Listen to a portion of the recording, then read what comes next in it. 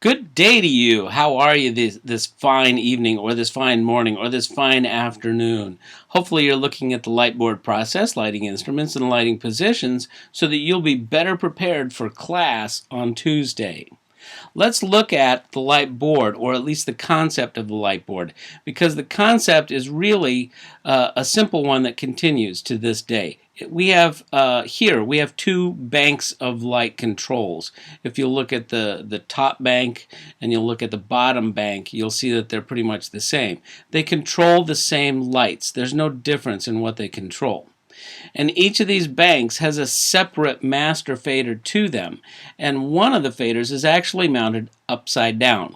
The reason for this is when you move the two faders together from one to the other, you're actually going from one bank to the other bank, and then you can go back to the other one. So, for example, I've got the top bank of lights on, meaning those lights are visible on stage. The bottom bank is off, meaning it's blind. Therefore, I can't see what that cue looks like. I can't see what they are. I can make all the changes I want to that. So I make the changes for the next cue, I swipe it, and then it flip-flops. Now the top one is off, the bottom one is on. So if the top one is off, now I can go back and I can make the changes to that one, and then repeat until we get through the entire show. What about the bigger boards? What about our board upstairs at the Eccleston Mabee? Is it doing the same thing? Yes, it's doing the exact same thing. And even though the board looks like it has two banks, it actually has hundreds of banks. Each cue is a different bank, and therefore it stores it in memory, so I don't have to make these physical changes and go from one to the other. But if you look at the board here, you'll see that there are two banks. You'll see two faders over the go button as well as other controls. It still can be run like the old two-scene preset, but we do it with memory and control of the computer. So each change is known as a cue, and each cue has sub-cues under it. So I can literally put thousands of cues into a show. Even though I may only have 100, I can put 1.1, 1.2, 1.25, 1.3, 1.4. I can put a whole bunch of point cues in there. This allows me to fit cues in after they've been created. So how does all this work? Well, let's say we have a light board and we have some lights up on stage, right? Now, if you remember, each of these lights has an address. Now, this may be the address of the dimmer. It may be the address of the actual instrument itself. If it's an LED or if it's a moving light, it's going to have this address. So if it's dimmer 1, the address is 1. If it's dimmer 2, the address is 2. If it's beyond that, it might be an LED, such as address 180 or 198 or 205 or 513. It's still an address. And this address is sent back to the board or put into the board so that the board knows who to talk to. That's why they're called addresses. It's sending a signal to a specific location, and that's what the address is that specific location. So now, we have a stage manager, and this stage manager says the word go to the light board operator, who in turn hits the go button, and the signal gets sent out from the board. And when it's sent out from the board, certain lights come on. Now, if the stage manager says go again and the light board operator hits the button, different lights come on. It changes. It's gone to a separate bank. And we repeat this until we get through the show. So when you think about what a light board is doing in the concept of two-scene preset, meaning I'm going from one cue to the next cue to another cue to another cue, that's what the computer is doing. Let's move on to lighting instruments, shall we? Okay, let's look at the different parts of lighting instruments. Now, not all instruments are going to have all these same parts, but they all will have a lamp housing. You'll know that at the top there. That's where the lamp, or what you might call a light bulb, is actually held within the fixture. Every lighting instrument will have one. Every lighting instrument for the stage will have a yoke. And that yoke is that bracket that holds the instrument and allows it to be panned and tilted in different positions. Think about what a yoke for oxen is, and that's what this looks like. A yoke handle is the knob that actually holds the yoke into a certain place, or the pan or the tilt of the instrument in a certain place. And every lighting instrument is going to have a gel frame holder, or at least every traditional light will have one. New LED lights don't necessarily have them because they don't need them. So, looking at this instrument, which is an ellipsoidal, and I'll get to more of that on the next slide, you'll see that there are shutters, which means I can take the light and make it a square or shutter it off a curtain or the front of the stage if I want to. I've got the template slot or a gobo slot. This is where the gobo will go in and be able to be projected. This is only on the ellipsoidal. You'll see a rotation knob, which allows me to rotate the shutters and the gobo and the whole front end of the light. This allows me to make slight adjustments so I can square up a window gobo or get it off the edge of a stage or something like that. There's a focus knob. This knob allows the front end of the lens to move in and out, thus focusing the light. This can be either a sharp focus or a soft focus, and there's things like fuzzy in and fuzzy out. Sharp is not either all the way in or all the way out. It's somewhere in the middle. The lens barrel is what's actually coming in and out of this light. Only ellipsoidals have a lens barrel, and this barrel can be changed, thus altering the shape of the light.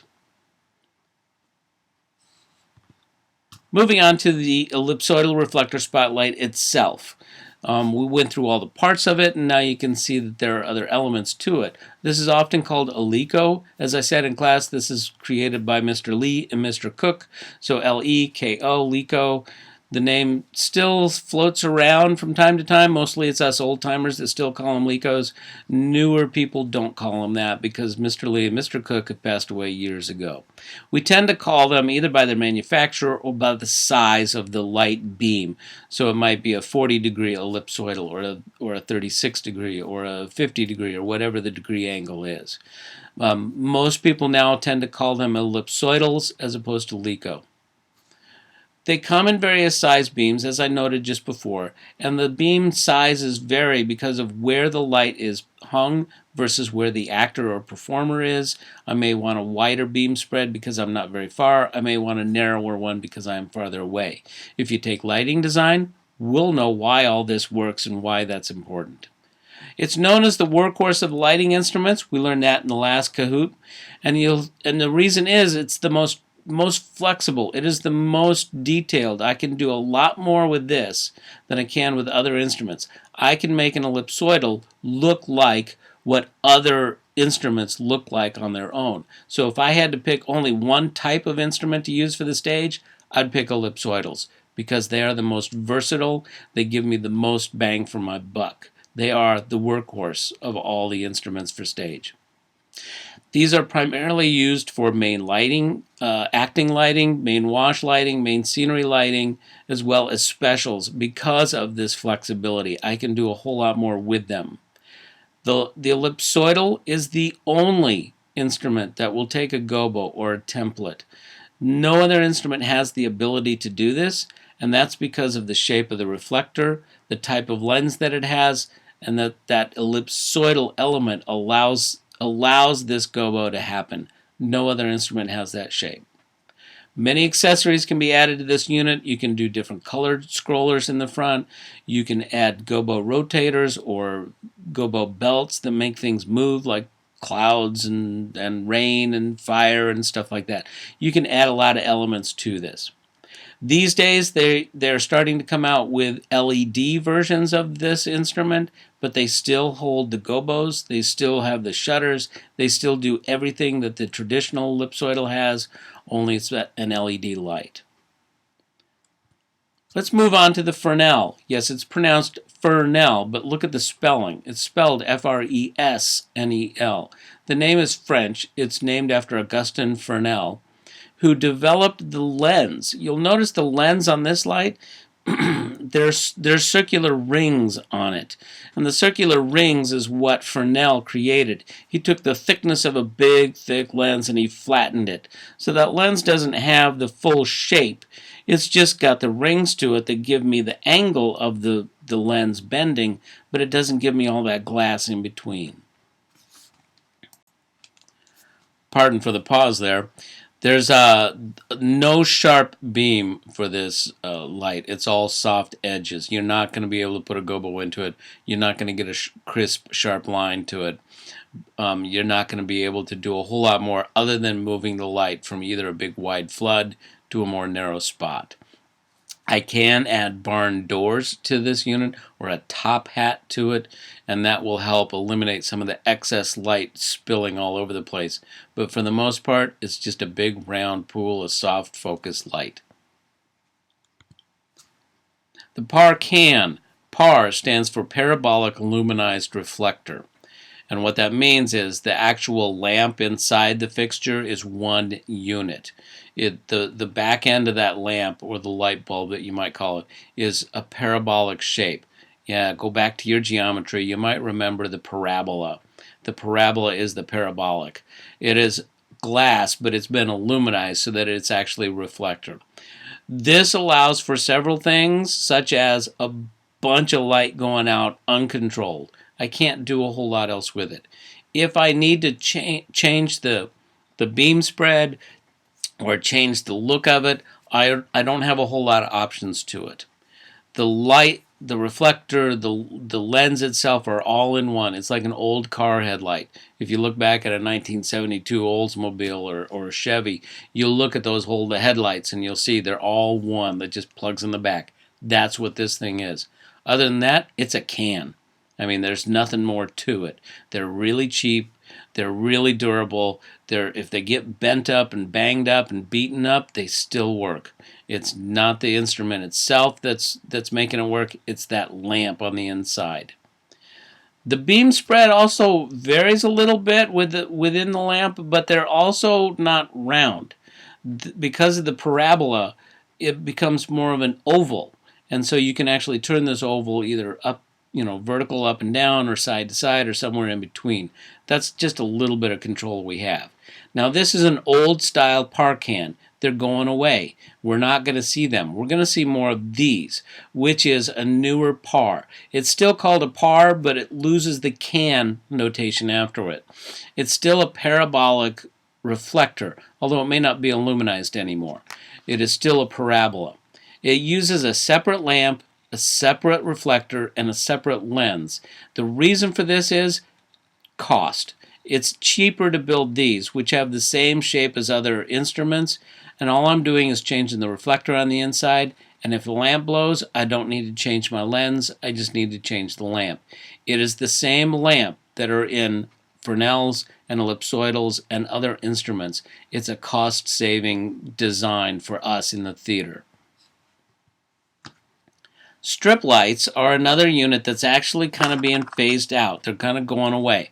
What you'll find is that they're still around, but we don't use them as much. I have two back in the shop that you'll see out on stage every once in a while lighting the cyc, but that's about it.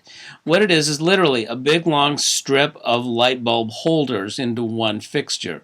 And there are 3 or 4 different circuits, so I can have a series of red lights, a series of blue lights, a series of green lights. I use red, blue, and green because the color mixing tells me I can have any color I want from that. Used primarily for backdrops or large area of washes. I've used them just to literally put colors of light down on the stage, not anything specific. There's no real control over them. They just send out a lot of light along a big wide path. Today we use more of a cyc light or a sky cyc. A cyc light or a sky cyc. Different names from different manufacturers. The reflector is not a traditional shape. It's more curved in one end and flattens out on the other. And what this does is gives a more large coverage of light over the surface of a backdrop or a cyclorama. This gives me better light on the backdrop as opposed to a strip light. They were developed to replace strip lights. Again, there's multiple units for multiple colors, and that way I can put any color in here that I want to, but if I use a red, a blue, a green, and then I put an amber in there in this example that you see here, I can get any color plus a really good amber. Moving on to where we are now with lighting. We're moving into LEDs, light emitting diodes. And they come in different shapes and different dimensions and for different purposes and different quality levels. They come in a PAR that par shape. They come in a strip light, and now they're coming as ellipsoidal fixtures, and I'm sure there's going to be a Fresnel if there isn't already.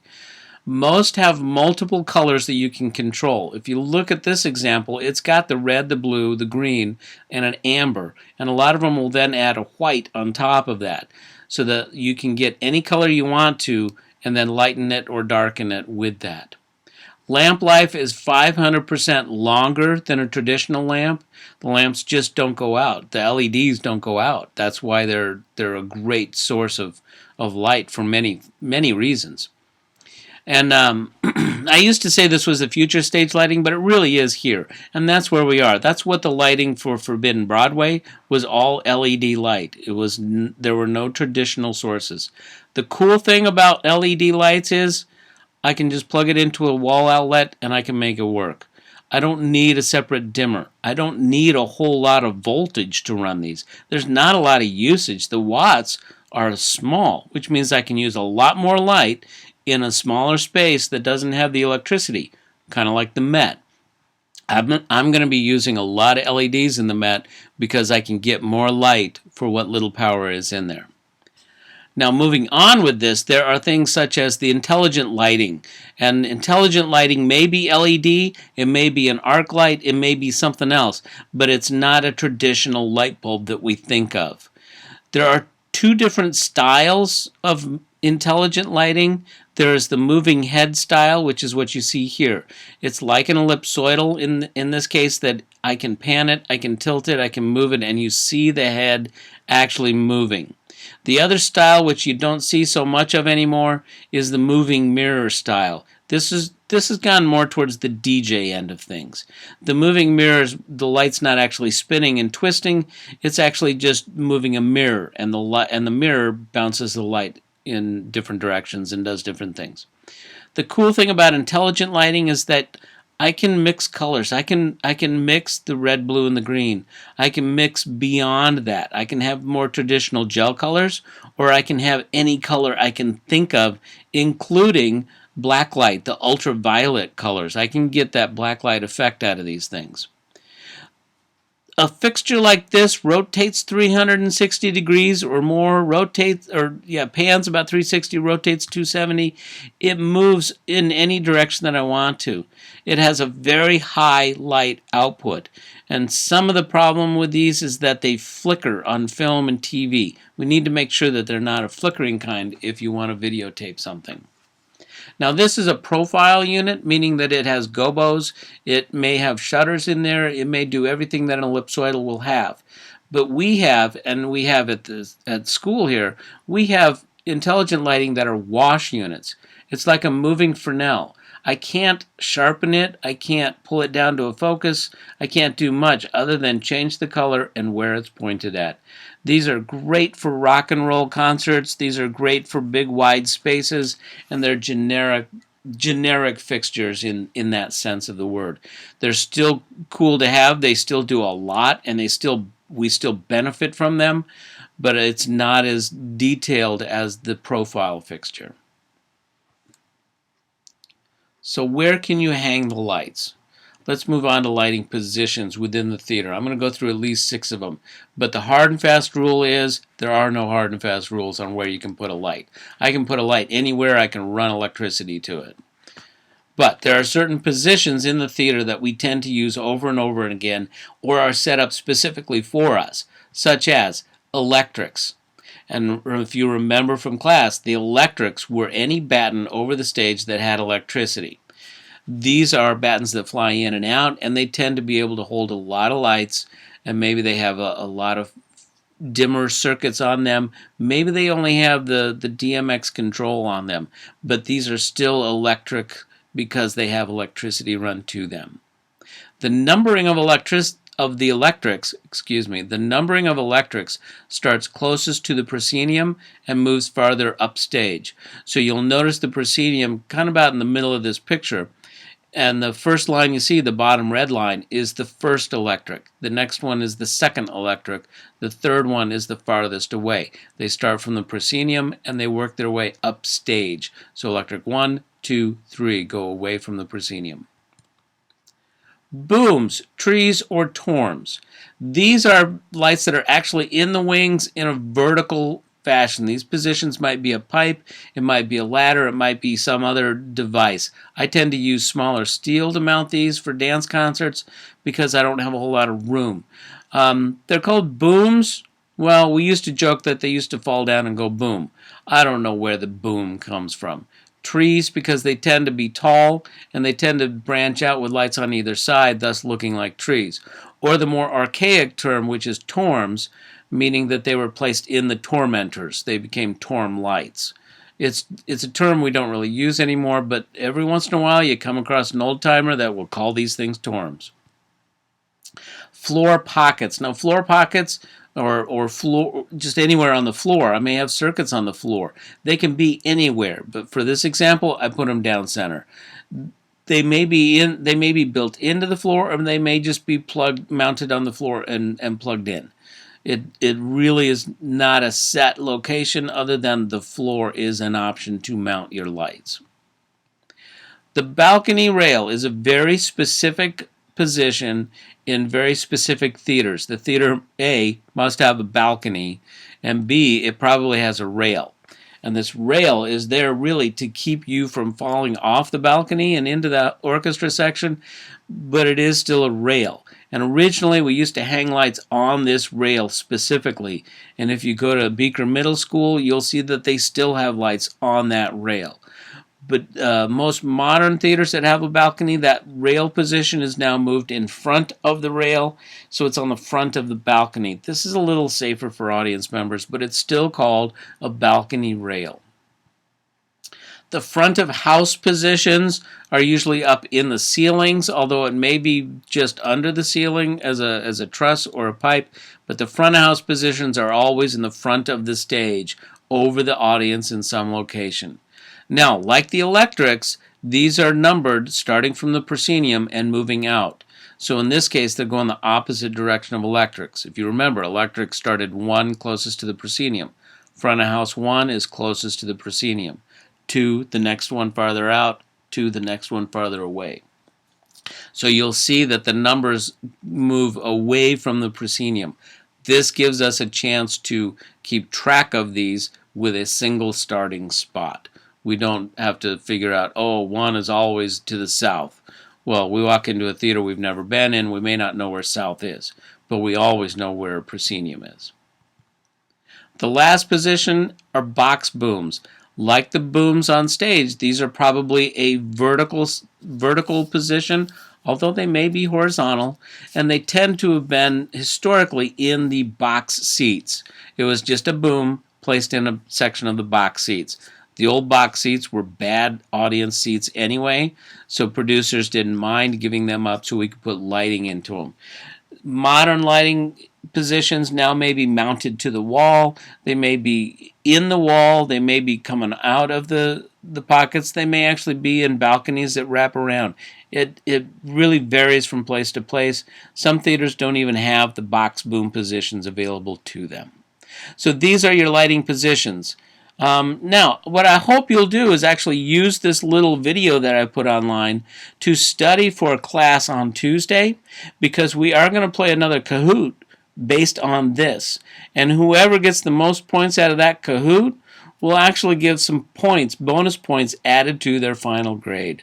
Ooh, so you might want to go back, look at this again, study it, come up with the terminology, some of the names, the locations. There's a lot here that we can play, okay? So we'll be talking about this in class. We'll be playing Kahoot.